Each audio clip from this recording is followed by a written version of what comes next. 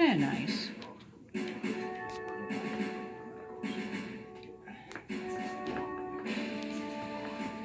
And for the hard of hearing. Oh, yeah. Hello, my name's David Ogden, and I'm a park ranger with the National Park Service. Welcome to Fort Pickens, a seacoast defense fort named for Revolutionary War General Andrew Pickens.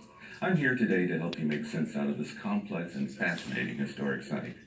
Fort Pickens was built between 1829 and 1834. It was one of the finest examples of military science of its day.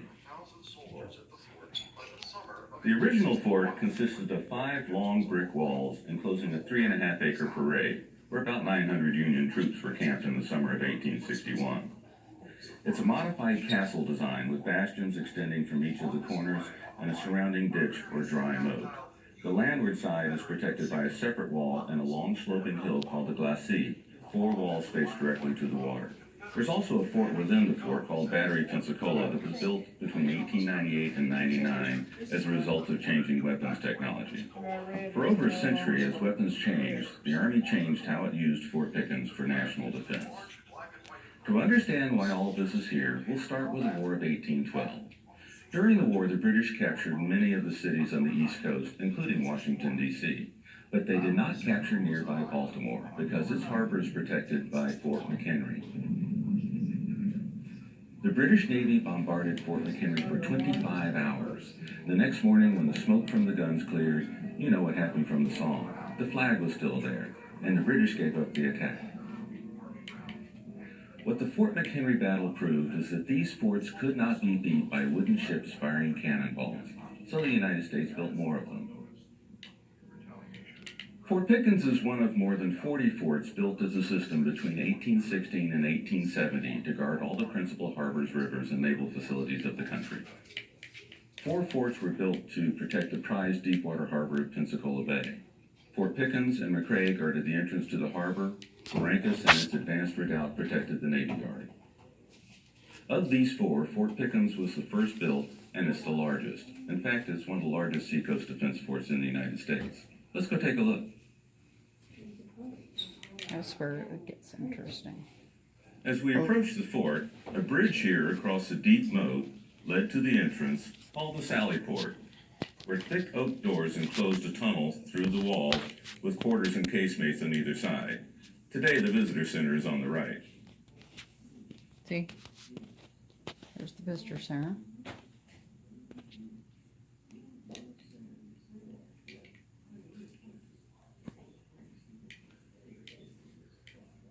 These plaster-lined rooms with fireplaces are intended as officers' quarters.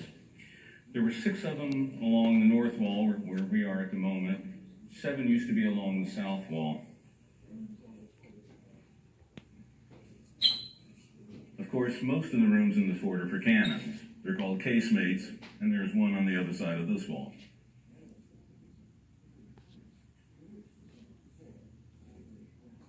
Wow. Mm-hmm. Fort Pickens was designed for over 200 cannons like this 32-pounder. This was about 9 feet long, 3.5 tons of cast iron. It would fire a 32-pound iron ball about a mile with a fair degree of accuracy. What it's sitting on is a model 1841 casemate gun carriage. It's made of oak. It's about 15 feet long, about 4 feet wide, and about 2 feet high. It has 2 sets of wheels under it going sideways, which roll in granite blocks set in the floor. Out of the front of the carriage is a thin, flat metal tongue, which goes into a slot under the window to lock the gun into the wall and to give you a pivot point. The gun barrel itself goes back and forth on top of this lower carriage. It would take about 6 men and a gunner to man each cannon. They'd put a bag of gunpowder in the barrel and a 32-pound ball and ram those down to the breech. The gunner would sight the gun. One of the cannoneers would come up with a long brass pin, the vent pick, stick it down in the vent, punch a hole in the cartridge bag, pull out a friction primer like this, set that into the vent, hook about a 7-foot long cord called a lanyard and stretch that out taut. When the gunner gives the fire command, cannoneer pulls a lanyard, it fires a primer, cannonball and a flame would shoot out that way, the cannon would come screaming back. It would be belching great clouds of hot, white, unbreathable smoke, which is why over every window there's a vent. It would be so loud it would actually damage the soldiers' eardrums.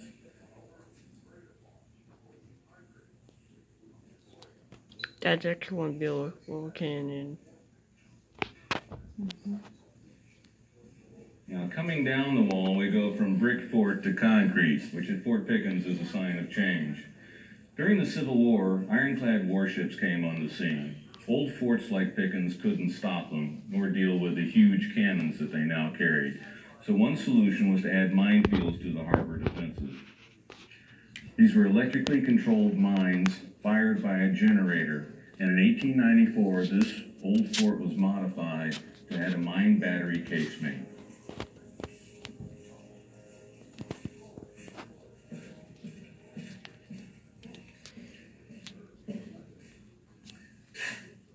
The generator for the mines was stored down here to protect them from naval gunfire.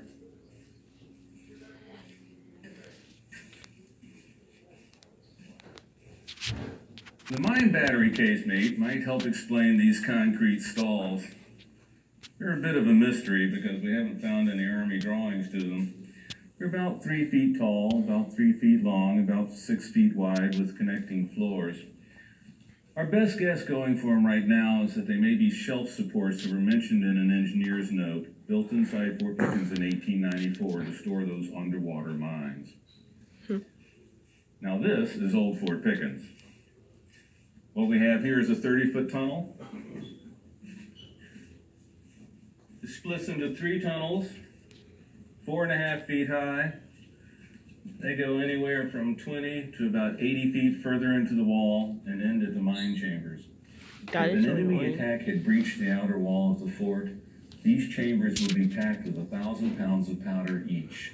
They would be exploded to disrupt the enemy's assault. That is so annoying.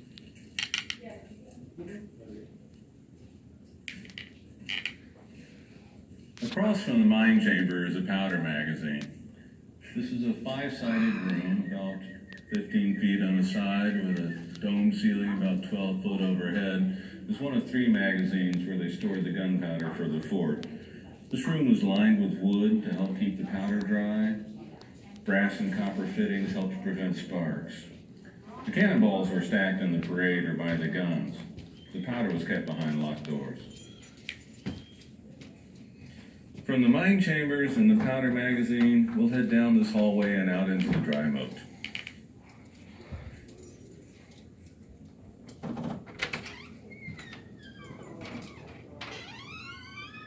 Originally, this was a ditch or dry moat about 6 feet deep surrounding the fort. On one side of us is the main fort wall called the scarp. On the opposite side is the counterscarp. On the other side of the counterscarp is a long, gentle slope called a glacis, which blends in with the earth on top of the main wall and hides the fort's landward side. See? On either It's not side like of it's us are underground, bastions. partially If the attackers underground. got into the moat, they would be caught in an artillery crossfire between the bastions. Those 2 stairways actually meet at the bottom. Before the ditch was filled, these windows were about 10 feet off the ground. There's a drawing from 1861 showing staircase leading into this next doorway we'll be going into. This bastion is a mirror image of the one we just left, but here we get a better look at the brickwork of the fort.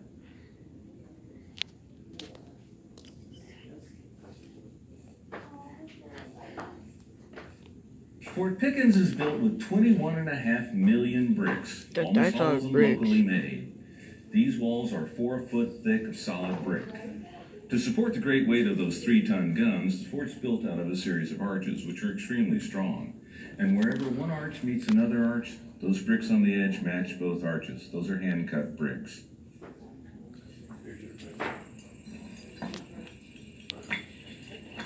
Fort Pickens was built in the South before the Civil War, and it was built with slave labor.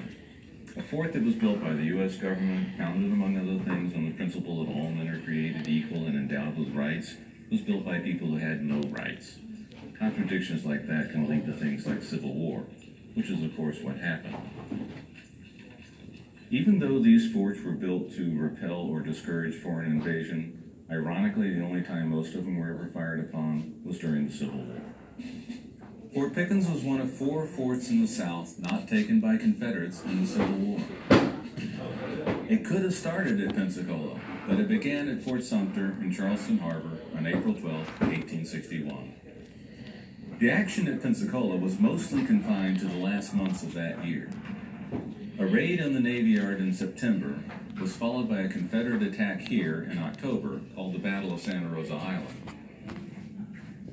Union forces at Fort Pickens responded with a massive artillery bombardment of Confederate positions at Fort Barrancas and Fort McRae, preventing the Confederates from controlling Pensacola Bay.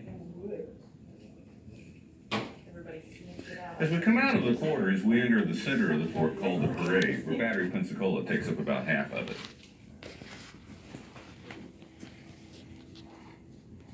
As we come to the southwest bastion, we'll find one of the 2 cisterns that provided drinking water for the fort. We know that rainwater was channeled into the cisterns, but there's not enough left of the system to figure out how it all worked. There was another cistern in the northwest bastion, but that entire corner is missing thanks to Battery Pensacola. So to get the big picture about how this all fits together, we'll go up on top of the fort.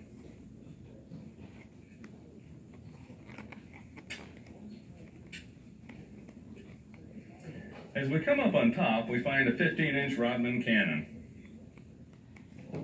Beautiful. This cannon dates to the Civil War. They can turn it in weighs any direction. 50,000 pounds. 'Cause it has It wheels fired a on it. 15-inch diameter cannonball weighing over 300 pounds to a range of 3 miles. You actually There's meet another a lot of cannon down the people. wall. 300-pound ball. There's actually a lot of balls. This 10-inch Rodman cannon fired a cannonball weighing 125 pounds. You can readily understand how these thick brick walls built to withstand 32-pound cannonballs could not withstand shots 5 to 10 times as heavy. That's why the next series of gun batteries would have great masses of concrete and huge earthen embankments, like Battery Pensacola.